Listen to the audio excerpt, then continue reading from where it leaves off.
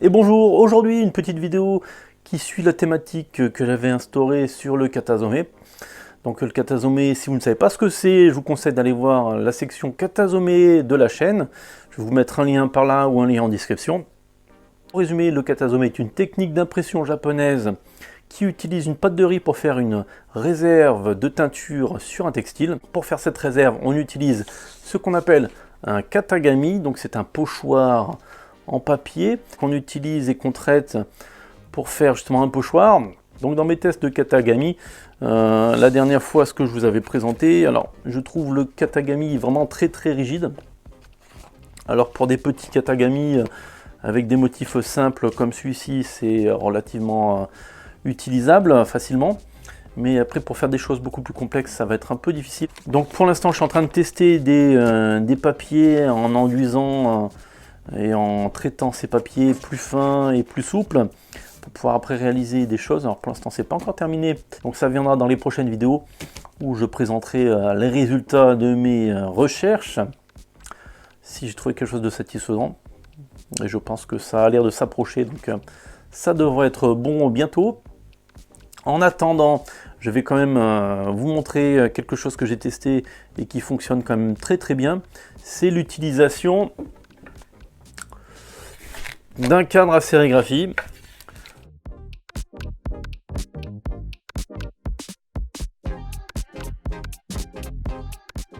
Donc ce qui est pratique avec un cadre à sérigraphie, c'est qu'on n'a pas besoin d'avoir des ponts qui relient chaque partie du motif qui a été découpé dans un pochoir.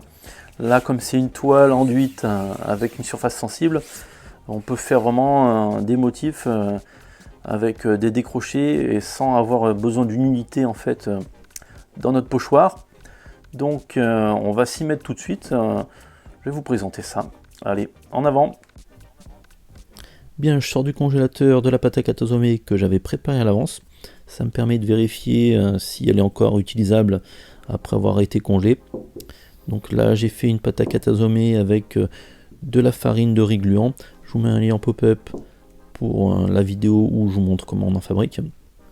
Une fois que je l'ai décongelée, donc je la malaxe pour la rendre un peu plus utilisable.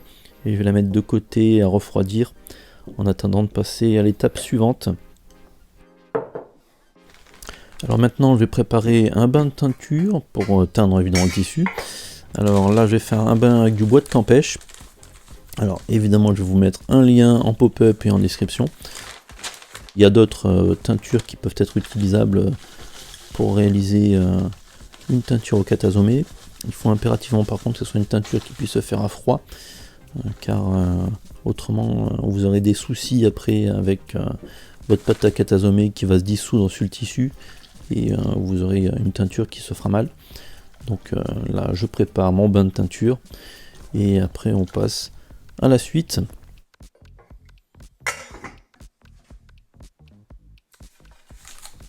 Alors pour éviter d'avoir une vidéo d'1 heure, je vous ai épargné la préparation du cadre à sérigraphie. De toute façon, j'ai évidemment des vidéos sur la chaîne qui vous expliquent comment le faire. Donc lien en pop-up et en description. C'est une grosse étape, donc je vous conseille quand même de la faire bien à l'avance. Et pas vous y prendre au dernier moment. Donc préparez votre cadre, votre motif. Et après, vous n'avez plus qu'à mettre vos petits scotch, voilà, pour protéger, éviter que la pâte à Katasome déborde de partout. Et on va pouvoir mettre la pâte dessus un coupon de tissu.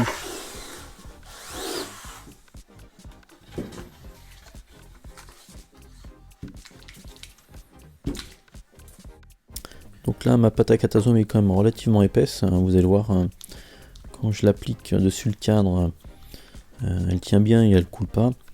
Je pense qu'on peut la faire un peu moins épaisse quand même dans l'optique de faire du Katasome avec un cadre à sérigraphie. Parce que vous allez voir, après il faut vraiment forcer bien avec notre racle à sérigraphie pour vraiment faire passer la pâte sur le tissu et à travers les mailles du cadre. Donc voilà, comme pour la sérigraphie avec une encre classique, d'abord je passe ma pâte à Katasome sur le motif. Et après, je viens vraiment pousser la pâte à travers les mailles du cadre et du pochoir. Et après, j'hésite pas à le faire au moins 2-3 fois d'affilée, pour être sûr de vraiment bien enduire le tissu. Parce que là, c'est pas une encre qu'on fait passer, c'est vraiment quelque chose d'épais qui doit adhérer au tissu et bien accrocher dessus après.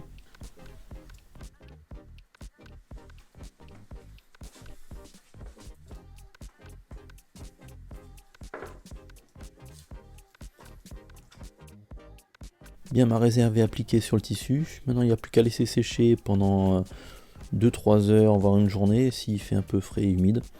Et après, on peut teindre le tissu.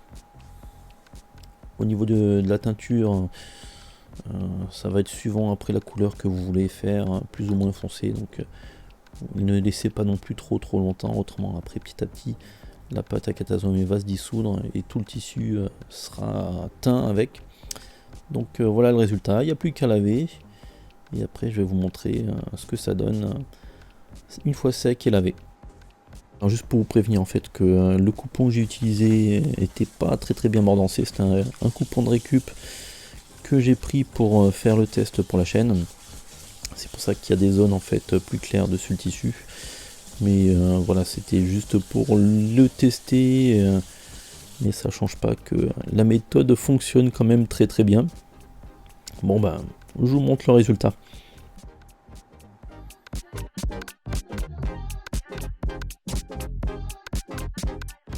Donc voici le résultat, hop, de notre petit katazome avec un cadre à sérigraphie. Je vous mets à côté une sérigraphie faite avec des encres végétales. Donc voilà, ce qu'on voit, c'est que le résultat permet d'avoir en fait un négatif, un positif. Donc dans la pratique, c'est très faisable. Alors il faut faire un peu attention, voilà, pas avoir des bains de teinture chauds ou dans lesquels on est obligé de laisser trop longtemps en fait notre tissu.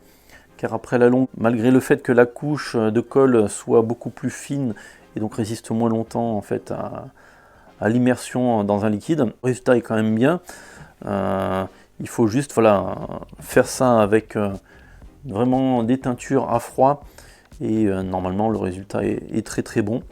Alors petit spoiler, on va après faire un mix de tout ce qu'on peut faire après avec katazome et sérigraphie.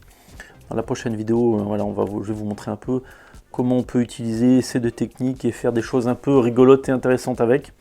Voilà, j'ai une petite idée de ce que j'ai envie de faire dans la prochaine vidéo, en espérant que ça réussisse, autrement ça va être une grosse déception. Donc bon, si cette vidéo évidemment vous a plu, eh bien abonnez-vous déjà à cette chaîne si ce n'est pas été encore fait. Mettez des likes, vous pouvez aussi laisser des commentaires d'encouragement, c'est cool. Ou aussi si vous avez des questions pour avoir des renseignements sur des choses que vous n'avez pas bien compris dans la vidéo. Évidemment, eh ben, vous pouvez partager cette vidéo à votre entourage. Et à bientôt. Allez, ciao ciao, au revoir.